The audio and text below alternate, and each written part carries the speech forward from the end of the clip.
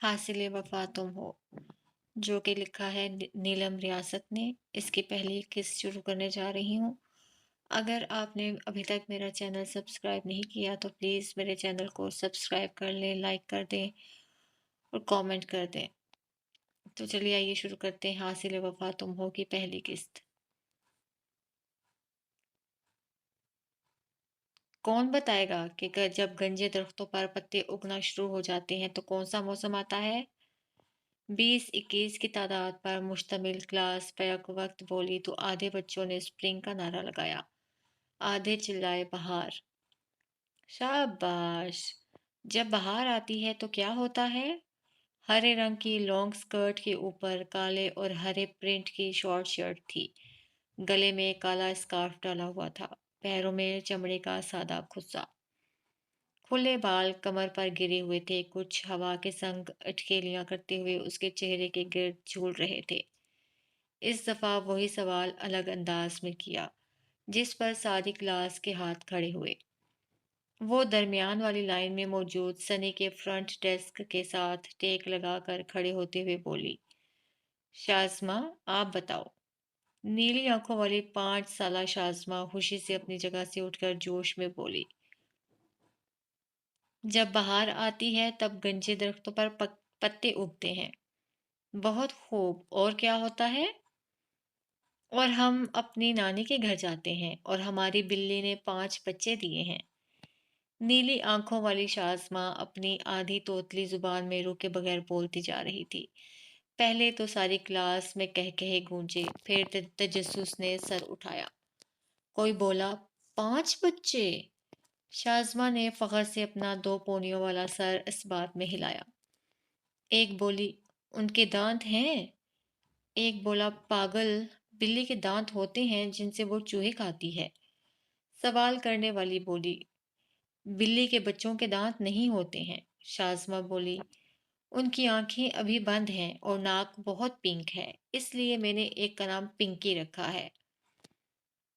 لڑکا احتجاج کرتے ہوئے بولا، بھلا لڑکے کا نام پنکی کون رکھتا ہے؟ میری بلی ہے، میں اس کا جو مرضی نام رکھوں، تم کیوں بول رہے ہو؟ اپنی بلی کا نام بدلو۔ مس، یہ مزمل میری بلی کو برا کہہ رہا ہے۔ لڑائی شروع ہوتی دیکھ کر استانی اپنے ہاتھ صلح کے انداز میں بلند کرتے ہوئے بولی، بس بس، لڑائی بالکل نہیں کرنی ہے، چلو سب لوگ تیار ہو جاؤ، کسی کو یاد ہے کہ ہم آج کیا بنا رہے ہیں؟ سب یک زبان بولے، آج ہم بہار کا باغ بنا رہے ہیں۔ بالکل، جو پینٹ کرنا چاہتا ہے وہ جلدی سے اس کونے میں پڑی اپنی پینٹ کرنے والی شرٹ پہن لے، اور جو کارڈ بورڈ پر گارڈن بنا رہے ہیں وہ دوسرے کونے میں چلے جائیں۔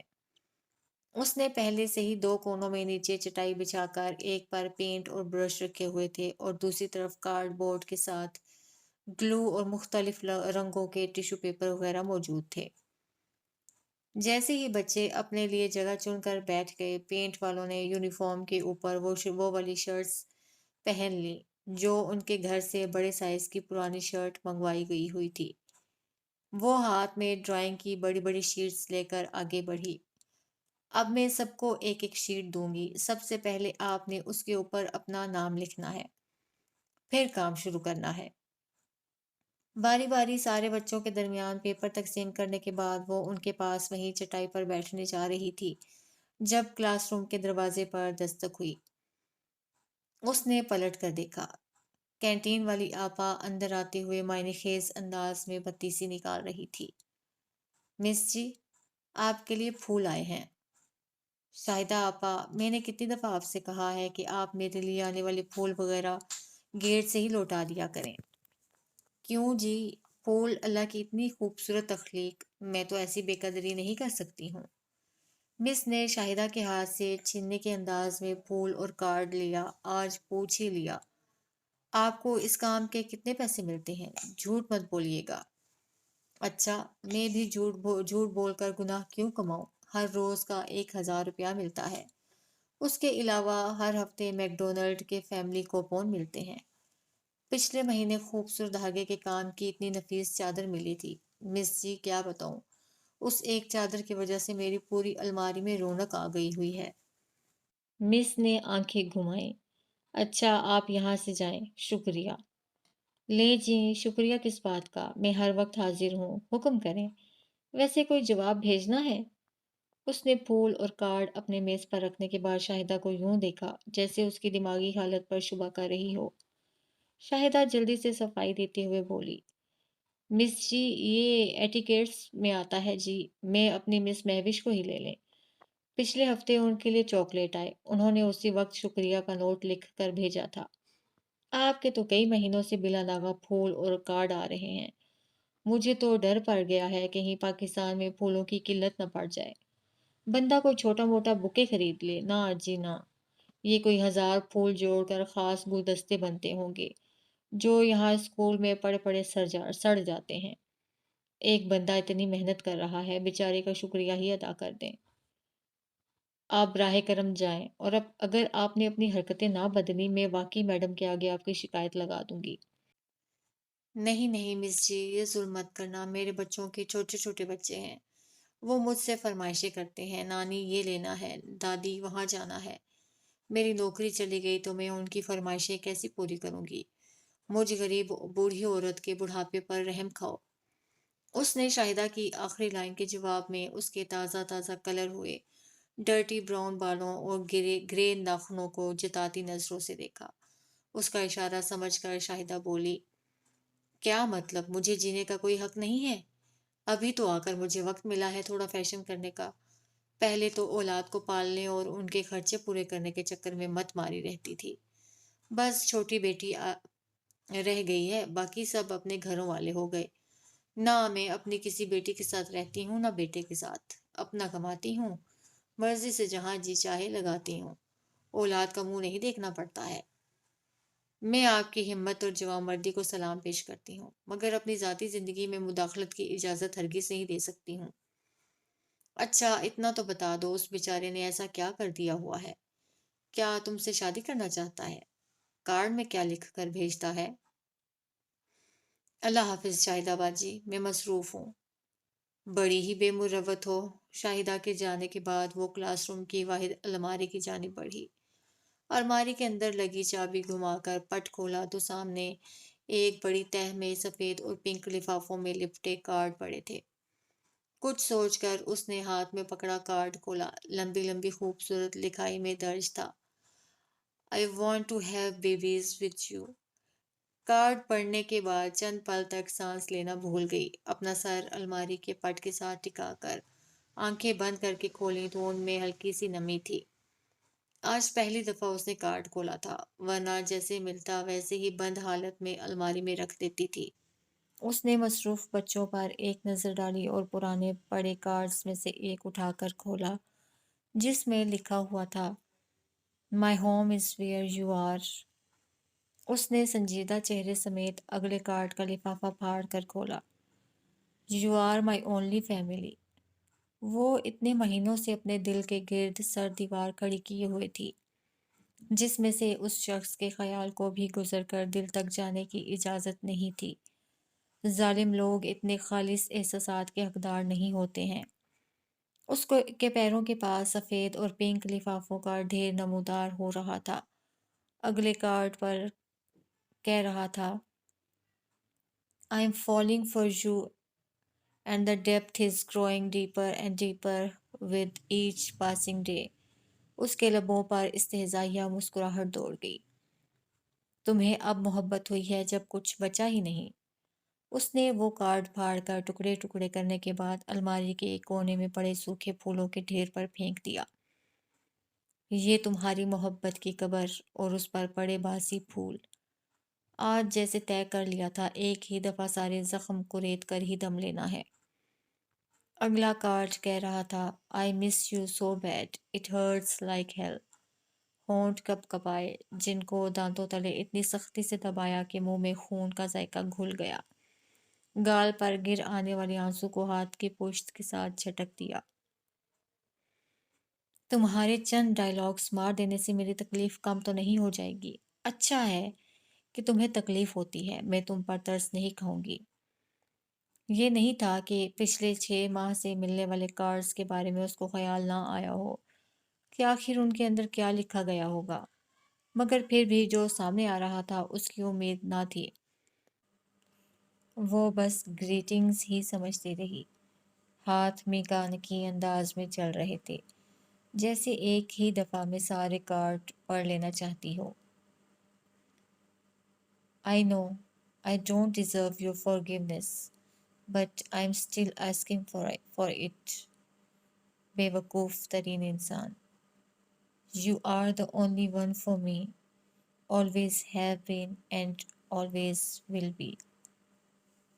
تم نے کبھی مجھے خاص ہونے کا احساس نہ دلوایا، میں صرف تمہاری زندگی میں ایک کارآمد پرزہ تھی، جیسے تمہاری کار، فون یا کمپیوٹر، جو ضرورت کے تحت اہم تو ہوتے ہیں، مگر جن کے نہ ہونے سے زندگی نہیں رکتی ہے، بلکہ آسانی سے ان کا متبادل مل جاتا ہے۔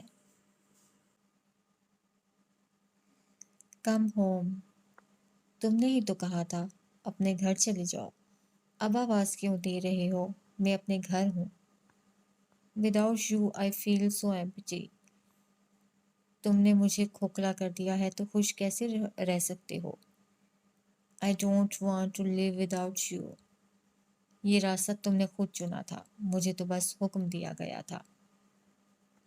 All my life I worked so hard to win their love, their acceptance, and I pushed away the only person who really loved me. I hate myself. بہت دیر کی مہرباں آتے آتے۔ I feel so miserable. Sometimes I don't even want to get out of my bed. Well, I don't sleep much. I have big dark circles around my eyes, but you won't be able to see them because of my color. دوسرا آنسو کالی سیاہی کے اوپر گرا تھا۔ Begging for a second chance. اگلا card کھولا جس میں لکھا تھا Now I know why you were so used to of talking to him all the time. I found out he is a very good listener, way better than I ever was. اس نے کانپتے ہاتھوں سے سارے card واپس الماری کے اندر پھینکے، پیروں کے پاس جمع ہونے والے لفافے بھی اٹھا کر الماری میں موجود سوکھے پھولوں کے ڈھیر پر پھینک کر الماری بند کی، چابی گھما کر تالا لگایا اور چابی تالے میں سے نکالنے کے بعد اپنے ڈیسک کے دراز میں فائل کے نیچے چھپا دی، تاکہ نہ چابی سامنے نظر آئے نہ ہی تجسس کے ہاتھوں پھر سے کارڈ پڑھے کہ باقی کے کارڈز میں کیا درج ہے۔ فون کی اسکرین کھول کر کیمرے سے دیکھ کر ٹیشو کی مدد سے اپنی آنکھیں صاف کی، ہونٹ کے کونے سے میں خون رسا ہوا تھا، جس کو ٹیشو میں جذب کرنے کے بعد اپنی کرسی پر بیٹھ کر پانی کی بوتل اٹھا کر 2-4 گھونٹ پی کر اپنے حواس قابو میں کیے۔ بچوں کے پاس جا کر بیٹھتے ہوئے پکا ارادہ کر چکی تھی کہ نہ مزید کارڈ پڑھنے نہ ہی قبول کرنے ہیں۔ دماغ کو کتنی مشکل سے ماضی کی بھول بھلائیوں سے نکال کر خود کو نوکری میں مصروف کیا ہوا تھا، یہ شخص اس کی اب تک کی کوشش پر پانی پھیر گیا۔ اس کی یاد آتے ہی پھر سے آنسو بھر آئے، جنہیں بے دردی سے پہنچ کر آگے بڑھ گئی۔ رات کے پچھلے پہر آسمان پر چمکنے والے ستارے اپنی ڈیوٹی پوری ہونے پر خوشی سے ماند پڑتے جا رہے تھے، جیسے تھکے ہارے ملازم دن بھر کام کرنے کے بعد خوشی خوشی ایک ایک کر کے دفتر چھوڑتے جا رہے ہوں۔ عام طور پر بھی بالکنی سے پر سے رات کا بڑا حسین منظر نظر آتا تھا، مگر آج اس کو 4 چاند لگے ہوئے تھے، کیونکہ سارا گھر مصنوعی روشنیوں میں نہایا ہوا تھا۔ دن بھر کی بھاگ دوڑ کے بعد اس وقت خاموش بالکنی پر چلتی سبک ہوا میں بیٹھنا مزہ بھی دیتا، جو پریشانی اس کے اعصاب پر سوار نہ ہوتی۔ آپا، آپ کی ساس کس قدر دکھاوا کرتی ہیں؟ نہیں تو کیا نہیں تو، جا کر دیکھیں کیسے اپنی دیورانیوں کو دلہن کے سونے کے سیٹ پہ سیٹ دکھا رہی ہیں، اور مجھے اچھی طرح یاد ہے کہ آپ کی شادی پہ انہوں نے سب زیور نقلی ڈالا تھا۔ کتنی دوغلی عورت ہیں۔ سارا کی نگاہیں باہر گیٹ پر لگی ہوئی تھیں، جہاں سے اس ایک سفید کار نے آنا تھا۔ اس نے ایک بے چین سی نظر کلائی پر بندھی ریڈ گولڈ ڈائل اور پنک سٹریپ والی گھڑی پر ڈالی اور منہ میں بڑبڑائی۔ صبح کے 3 بج گئے، آخر یہ کدھر رہ گیا ہے؟ امارا نے بہن کی بے چینی کو نظر میں رکھتے ہوئے کوئی 10ویں دفعہ کا دیا مشورہ پھر سے دہرا دیا۔ آپا، آج کے دور میں سب سے اہم ایجاد فون ہے، جس کی مدد سے آپ اپنے مجازی خدا کو فون کر کے ان کی خیریت معلوم کر سکتی ہیں۔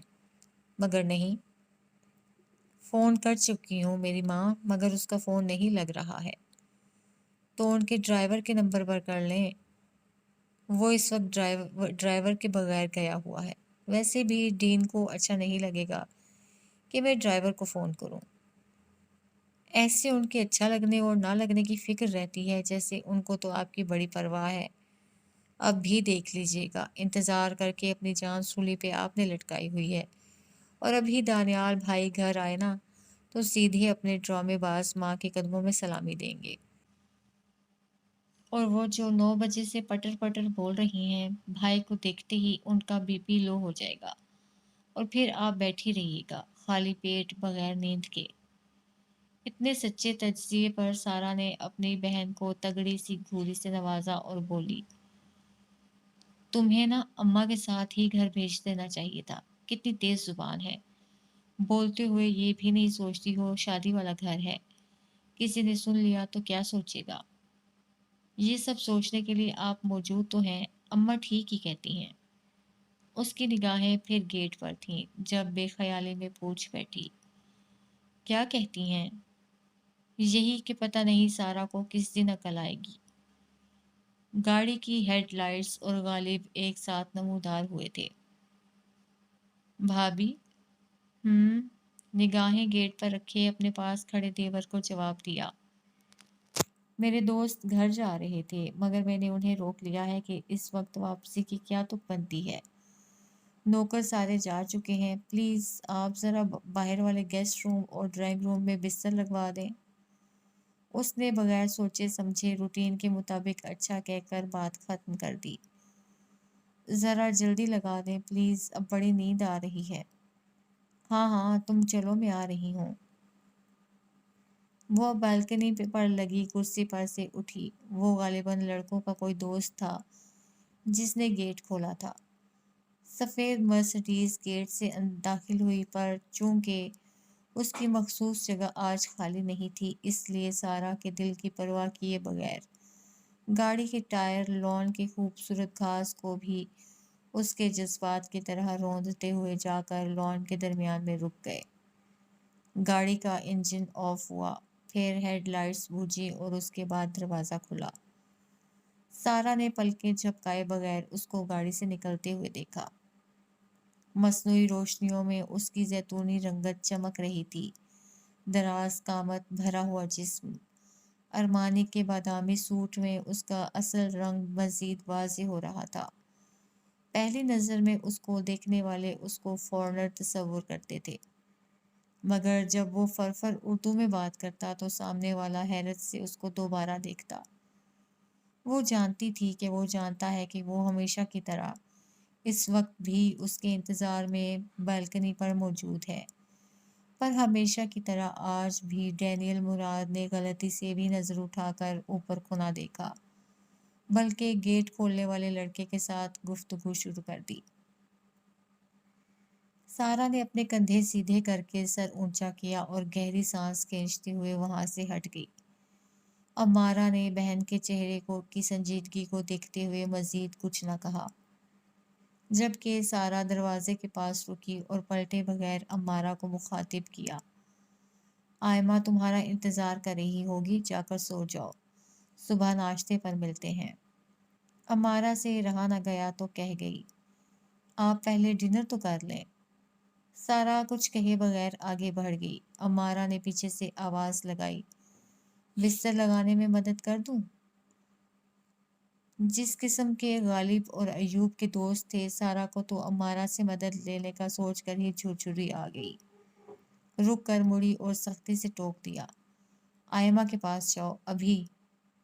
امارا نے دونوں ہاتھ اوپر اٹھا کر صلح کا پرچم لہرایا اور آئمہ کے کمرے کی جانب چل پڑی۔ جبکہ سارا تیزی سے سیڑھیاں پھلانگ کر نیچے آئی۔ ساس کے کمرے سے ابھی بھی باتوں کی آوازیں آ رہی تھیں، مگر ایک نظر ادھ کھلے دروازے سے اندر دیکھنے پر اندازہ ہو گیا تھا کہ اب کمرے میں پہلے سا رش نہیں تھا۔ اس کی چچی ساس اور خالہ ساس وغیرہ ساتھ والے کمرے میں سونے کے لیے جا چکی تھیں۔ وہ پہلے سے ہی سب کو دودھ کے گلاس دے چکی تھی، اس لیے بے فکر ہو کر اسٹور روم کی جانب بڑھ گئی۔ نوکرانی کی مدد سے پہلے ہی اس نے بستر نکلوا کر ایک چارپائی پر رکھوا دیے ہوئے تھے۔ ایک ساتھ دو تین صاف ستھرے کور میں لپٹی وکی رضائیاں اٹھا کر گیسٹ روم کی جانب گئی۔ اندر سے بے ہنگم کہکہوں اور موسیقی کی آوازیں آ رہی تھیں۔ اس نے وہیں کھڑے ہو کر دروازہ کھٹکھٹایا۔ جیسے ہی دروازہ کھلا، دھوئیں اور شراب کی بدبو نے سواگت کیا۔ وہ کمرے کے اندر نہیں گئی، بلکہ سپاٹ چہرے کے ساتھ دروازہ کھولنے والے کی شکل دیکھے بغیر رضائیاں دروازے کے بیچ ہی رکھ کر واپس پلٹتے ہوئے بولی، غالب آ کر بتا دو مزید کتنے بستر اور چاہیے ہیں۔ اس کے پیچھے کسی لڑکے نے غالب سے کہا، یار تمہاری بھابھی نا لیمپ سے نکلا ہوا جن معلوم ہوتی ہیں، جب بھی ضرورت ہو فٹ سے منظر پر آ جاتی ہیں۔ دانیال بھائی کے بھی عیش ہیں یار۔ یہ آخری لائن ہال میں داخل ہوتے ڈینیل کے کانوں میں بھی پڑی تھی۔ اس نے وہیں سے ایک اچٹتی سی نظر بات کرنے والے پر ڈالی، دوسری اس پر ڈالی جس کے بارے میں بات کی جا رہی تھی۔ کالے ویلوٹ کے سوٹ کے اوپر ہم رنگ بڑی سی شال اوڑھے وہ اسٹور روم کی جانب جا رہی تھی۔ اگلے پل وہ ماں کے کمرے کی جانب بڑھ گیا۔ وہ اس کی خوشبو سے اس کو پہچانتی تھی۔ مڑ کر دیکھنے اور تصدیق کرنے کی ضرورت ہی نہیں تھی کہ وہ ہال سے ہوتا ہوا ماں کے کمرے کی طرف جا رہا ہے۔ لڑکوں کے بستر پورے کرنے کے بعد اس نے ایک نظر لڑکیوں کے کمرے میں ڈالی۔ وہاں بھی ہلکی آواز میں میوزک بج رہا تھا۔ نیچے کارپیٹ پر بڑے میٹریسز پر بیٹھیں آئمہ کی دوستیں اور کزنز تھیں، کچھ مہندی لگا رہی تھیں، کچھ فون پر مصروف تھیں، اور ان سب کے درمیان میزبان صاحبہ خراٹے بھر رہی تھیں۔ آئمہ کو گٹھری بنے پڑی دیکھ کر سارا کے سختی سے بھینچے لب پھیل گئے۔ کمرے کے اندر آ کر کمبل کھول کر اچھی طرح آئمہ پر ڈالنے کے بعد اس نے سر پر بوسہ لینے کے بعد دروازے کی جانب جاتے ہوئے پوچھنے لگی، پیاری لڑکیوں کچھ چاہیے تو نہیں ہے؟ بھابھی سب کچھ ہے، بس آپ کی کمی ہے۔ اپنی چچا زاد نند کی فرمائش پر مسکراتے ہوئے ان کا دروازہ بند کر کے نیچے آ گئی۔ نچلی سیڑھیوں پر تھی جب ساس کی آواز کانوں سے ٹکرائی۔ وہ اسی کو بلا رہی تھیں۔ سیدھی اسی طرف گئی۔ اس نے کمرے میں قدم رکھے ہی تھے کہ اس وقت نادیہ بیگم شروع ہو گئی، بہو ذرا آئمہ سے بولو یہ برتن تو یہاں سے اٹھا لے۔ کیا ہی پھوہڑ حرکت ہے، مہمانوں کو دودھ دینے کے بعد یوں آئی بوئی ہو کہ کہیں تمہیں دیکھ کر کوئی کام ہی نہ کہہ دوں۔ میں بستر کر رہی تھی۔ اس نے سارے گلاس اکٹھے کر کے ٹرے میں رکھے اور کمرے میں سے نکلنے سے پہلے ایک نظر اس پر ڈالی جو سر جھکا کر ماں کے پیر دبا رہا تھا۔ گہرے سیاہ بال، چوڑے کندھے، بڑے بڑے ہاتھوں کی لمبی لمبی مضبوط انگلیاں، صاف ستھرے سفید ناخن۔ کچن میں گلاس کاؤنٹر پر رکھنے کے بجائے اس نے وہیں سنک کے پاس کھڑے ہو کر گلاس دھونے شروع کر دیے۔ حالانکہ اس کی ضرورت نہیں تھی، کیونکہ صبح 6 بجتے ہی کام والی آ جاتی تھی جس کے ذمے گھر کے برتن اور کپڑے دھونا تھا۔ باقی صفائی والی 10 بجے کے قریب آتی تھی۔ اپنی سوچوں سے فرار حاصل کرنے کے لیے سختی سے لب بھینچے وہ ایک کے بعد ایک گلاس دھوتی چلی گئی۔ اندازہ بھی نہ ہوا کہ وہ کب آ کر دروازے میں رکا تھا۔ اس کی آواز پر چونکی ہاتھ سے گلاس نیچے گر گیا۔ اس عمل میں 2 گلاس آپس میں ٹکرائے اور ایک کا کانچ ٹوٹ کر بکھر گیا۔ وہ پیشانی پر بل لیے کہہ رہا تھا، آج ممی کو دوا وقت پر کیوں نہیں دی؟ جانتی ہو نا ذرا سی اونچ نیچ ہو جائے تو ان کی طبیعت نہیں سنبھلتی ہے۔ جی کیا جی؟ وہ اپنے جذبات چھپانے میں اس قدر ماہر ہو چکی تھی کہ سامنے کھڑے شخص کو آج تک سارا کے اندر ہونے والی جنگ کا اندازہ ہی نہ ہو سکا تھا۔ وہ سمجھتا تھا وہ بھی اس کی طرح بڑے ٹھنڈے مزاج کی ہے۔ غصہ وغیرہ کرنا سارا کی فطرت میں ہی نہ تھا، جبکہ وہ اپنے اندر اٹھتے جوار بھاٹے کے منہ پر تالا لگا کر بڑے تحمل سے بولی، جی آئندہ خیال کروں گی۔ میں یہ لائن سن سن کر تھک چکا ہوں سارا، اور میں تمہارا ممی نامہ سن سن کر تھک چکی ہوں۔ تم جانتی ہو ممی کے حوالے سے میں کتنا جذباتی ہوں، مجھے ہر وقت ان کی فکر رہتی ہے۔ یہ بات مجھ سے بہتر کون جان سکتا ہے؟ ابھی جب تمہاری ماں آئمہ کو بلانے کا کہہ رہی تھی، کیا تھا جو تم کہہ دیتے ممی آئمہ کب سے کام کرنے لگی ہے، جو آپ مجھے جتانے کے لیے اس کو بلا رہی ہیں؟ تم اتنی بڑی بڑی آنکھیں رکھتے ہوئے بھی اندھے کیوں ہو؟ مجھے سمجھ نہیں آتی ممی کل وقتی ملازمہ کے خلاف کیوں ہیں، کیونکہ ایسا کرنے سے ان کو میری جان جلانے کا کم موقع ملے گا۔ کمرے میں چلے یا ابھی کام ہے؟ او تو تمہیں میں نظر آ ہی گئی۔ وہ سر ہلا کر ٹیبل کلاتھ کے ساتھ ہاتھ صاف کرتی ہوئی میز کی جانب آئی، جہاں کانچ کے جگ میں دودھ پڑا ہوا تھا۔ برنر آن کر کے دودھ کو پین میں ڈال کر گرم کرنے کو رکھا۔ اس دوران وہ باورچی خانے سے جا چکا تھا۔ وہ ساس کے کمرے میں آئی، جہاں وہ ماں کے سرہانے کے پاس بیٹھ کر سرگوشیوں میں کچھ بتا رہا تھا۔ سارا نے ساس کے پیروں کی جانب پڑا اپنے شوہر کا کوٹ اور ٹائی اٹھائی، نیچے فرش پہ رکھا سیاہ چمڑے کا بیگ پکڑا اور کمرے سے نکل آئی۔ ساس بیٹے کو کہہ رہی تھی، اپنے بھائیوں کو تو تم جانتے ہی ہو، ابھی بچے ہیں، بڑے ہو کر سمجھدار ہو جائیں گے، ابھی تو سب کچھ تمہیں ہی سنبھالنا ہے۔ سارا نے سوچا، ہاں شادی کے قابل ہو گئے ہیں، پر کام کے لیے بڑے نہیں ہوئے۔ ویسے بھی سارا بوجھ اٹھانے کے لیے ایک گدھا جو ہے وہی کافی ہے، جو اپنی نیند آرام سب سے لاپرواہ ہے۔ پہلے اوپر جا کر اس کی چیزیں کمرے میں رکھ کر آئی، پھر آ کر دودھ کو واپس جگ میں ڈالا، جگ اور ایک گلاس کو ٹرے میں رکھا، پھر فریج میں رکھا پلیٹر نکال کر مائکرو ویو میں رکھا۔ 3 منٹ بعد پلیٹر نکال کر اسی ٹرے میں رکھا۔ ٹرے لے کر کچن سے نکل رہی تھی جب وہ پھر منظر پر آیا، یہ بتی بند کر کے دروازے کو باہر سے لاک لگا دیں۔ اس نے کچھ کہے بغیر سارا کے کہے پر عمل کر دیا۔ دونوں ایک ساتھ آگے پیچھے سیڑھیاں چڑھتے اوپر آئے، اور دونوں نے وہی غلطی پھر کر دی جو پچھلے 3 دن سے بار بار ہو رہی تھی۔ اپنے سابقہ کمرے کے دروازے پر پہنچ گئے، مگر تازہ پینٹ کی بو نتنوں سے ٹکراتے ہی سارا نے جیسے ماتھا پیٹا اور قدم دوسری سمت کو اٹھ گئے۔ وہ جو اس سے ایک قدم کے فاصلے پر آ رہا تھا، حیرت سے سارا کو دوسری سمت میں جاتے دیکھا، پھر وجہ یاد آتے ہی وہ بھویں اچکا کر اس کے پیچھے آ گیا۔ سارا کا زخم پھر سے تازہ ہو گیا۔ کیسے یہ شخص اپنے بھائی کی فرمائش پر بغیر چوں چرا کیے اس کو اپنا کمرہ دے سکتا ہے؟ انکار کیوں نہیں کیا تھا؟ کمرے میں آ کر اس نے ٹرے کو میز پر رکھا، جبکہ وہ کمرے کے دروازے میں ہی رک گیا تھا۔ پینٹ کی جیبوں میں ہاتھ ڈال کر اپنے نئے کمرے کا جائزہ لے رہا تھا۔ سارا جانتی تھی وہ خود بھی اس کمرے میں خوش نہیں ہے، کیونکہ ہر صبح تیار ہوتے ہی وہ ٹی وی پر خبریں سننے کے دوران دیوار گیر کھڑکی سے باہر کا منظر دیکھا کرتا تھا۔ یہ اس کا سب سے پسندیدہ ترین مشغلہ تھا۔ رات کو اکثر وہ کھڑکی میں کھڑا ہو کر باہر کے منظر میں گم ہو کر 2 سے 3 سگریٹ پیتا تھا۔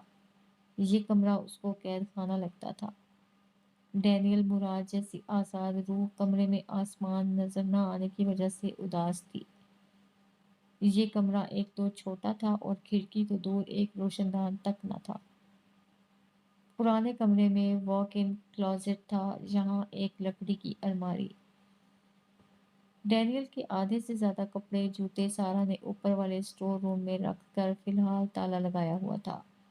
شادی کی مصروفیت ختم ہونے کے بعد ہی ان سے نپٹا جا سکتا تھا۔ الماری سے اپنا اور شوہر کا نائٹ سوٹ نکالا۔ ڈینیل کا سوٹ بیڈ پر ڈال کر خود واش روم میں چلی گئی۔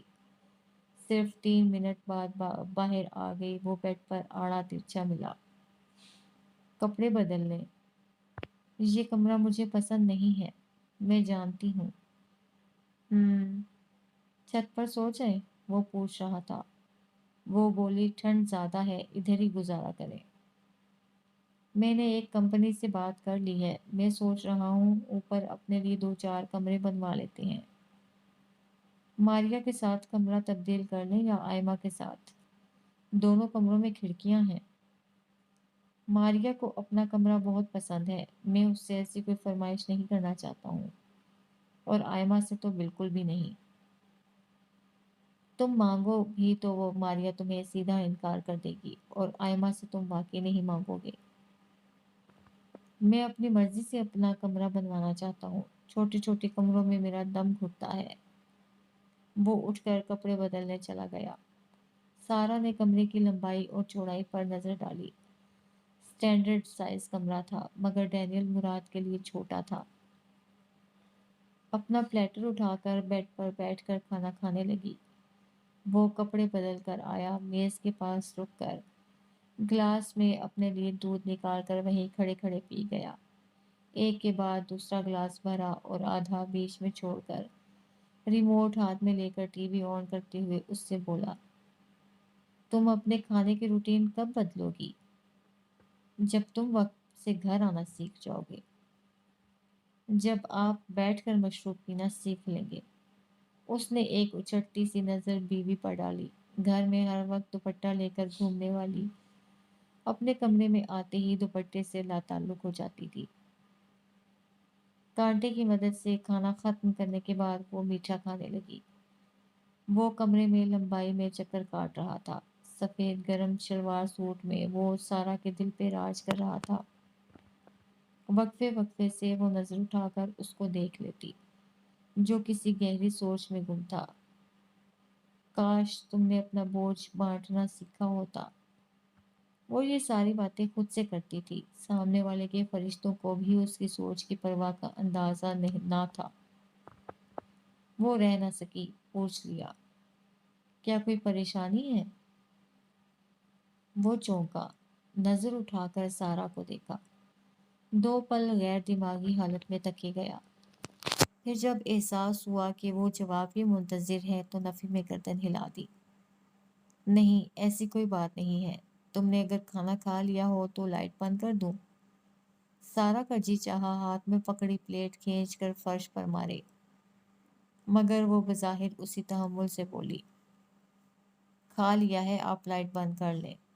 وہ لائٹ بند کر کے بیڈ پر اپنی جگہ پر نیم دراز ہو گیا۔ وہ خوب جانتی تھی اگلا عمل کیا ہونا ہے۔ وہی ہوا۔ ڈینیل نے سگریٹ سلگایا اور ٹی وی پر نظریں جمائے لیٹا۔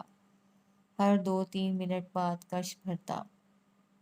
پلیٹ کو میز پر رکھنے کے بعد ڈینیل کا چھوڑا دودھ پیا، جا کر واش روم سے ہاتھ دھونے کے ساتھ وضو کر کے آئی، اور کمرے کا دروازہ پوری طرح وا کرنے کے بعد چھوٹی میز کے نیچے رکھا جا نماز میٹ نکال کر قبلہ رخ کو بچھایا اور فجر کی نیت باندھ کر کھڑی ہو گئی۔ 10 منٹ بعد دعا مانگ کر اٹھی اور شوہر کی جانب پشت کر کے لیٹی تھی، مگر سر اسی کے بازو پر رکھا۔ وہ اس کے اس عمل کا بالکل ایسے عادی تھا جیسے انسان سانس لینے کا عادی ہوتا ہے، بلکہ اب ایسا ہوتا تھا کہ اس کو بیڈ میں آتا دیکھ کر ہی وہ لاشعوری طور پر ہی اپنا بازو پھیلا دیتا۔ سارا نے گہری سانس بھرتے ہوئے آنکھیں موند لی۔ آج کا سارا دن جتنا مصروف گزرا تھا، ابھی اگلے کچھ دن تک یہی سب چلنا تھا۔ 4 بج رہے تھے، مگر نیچے سے ابھی بھی لڑکوں کے باتیں کرنے کی آوازیں آ رہی تھیں۔ وہ شاید غنودگی میں چلی گئی تھی جب کمرے میں سرگوشی ابھری۔ ایوب نے گاڑی ماری ہے۔ گاڑی کا تو جو نقصان ہوا سو ہوا، مگر فٹ پاتھ پر چلتے ہوئے آدمی کی ٹانگ ٹوٹ گئی ہے۔ وہ پوری طرح اس کی جانب گھومی۔ آپ اس لیے میرج ہال سے غائب ہوئے تھے؟ ہاں، پولیس کیس بن جانا تھا، زخمی آدمی کا آپریشن ہونا ہے۔ میں نے سارے اخراجات دے دیے ہیں۔ اس کے علاوہ پولیس کیس فائل نہ کرنے سے روکنے کے لیے کافی بڑی رقم دینی پڑی ہے۔ اس کے بات کرنے کا انداز اس قدر نرم اور دھیما تھا پریشانی کی بات کرتے ہوئے بھی ایسا لگتا جیسے رومانوی کہانیاں سنا رہا ہو۔ وہ کتنی دیر چپ لیٹ کر باہر سے چن کر آتی روشنی میں اس کے سراپے کو کھوجتی رہی، پھر اسی کے انداز میں پوچھا، مگر ایوب تو سارا وقت ہال میں تھا، اس کے بعد گھر پر رہا، وہ آپ کے ساتھ کیوں نہیں گیا؟ میں نے خود اس کو وہاں سے بھیج دیا تھا کیونکہ اگر وہ اس کو موقع پر پکڑ لیتے تو مشکل ہو جاتی۔ اگر آپ کو پکڑ لیا جاتا تو؟ میں مجرم تھوڑی ہوں۔ ہاں یہ بھی ہے، آپ تو ان کے نجات دہندہ ہیں۔ کمرے میں خاموشی چھا گئی۔ سارا نے ہاتھ بڑھا کر اندھیرے میں سلگتی سرخ چنگاری کو چھونا چاہا، منہ سے سی نکل گئی۔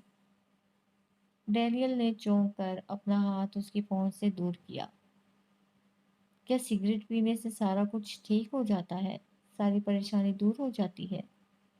اندھیرے میں ڈینیل کے لب پھیلے مگر وہ دیکھ نہ سکی۔ سو جاؤ۔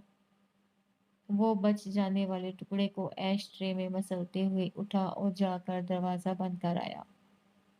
سارا ابھی تک اس کی بتائی باتوں کو ذہن میں دہراتے ہوئے اس کی قمیض کے بٹنوں سے کھیل رہی تھی جب کمرے میں اس کے خراٹے گونجنے لگے۔ جن کی وجہ سے تمہارا مالی نقصان ہوا اور تم شام 10 بجے سے غائب رہی ہو۔ انہوں نے تو مہندی کے فنکشن میں تمہارا انتظار کرنا تو دور، تمہارا ذکر تک نہ کیا۔ فیملی فوٹوگراف میں تم شامل نہیں ہوئے۔ مجھے تو ویسے بھی نوکرانی کا درجہ دیا جاتا ہے۔ مجھ سے تمہارے ساتھ روا رکھا جانے والا یہ رویہ برداشت نہیں ہوتا۔ سارا کا ہاتھ وہیں تھم گیا کہ کہیں اس کی حرکت سے ڈینیل کی نیند نہ ٹوٹ جائے۔ آنکھیں موند کر لیٹے لیٹے نہ جانے کب وہ خود بھی نیند کی وادی میں اتر گئی۔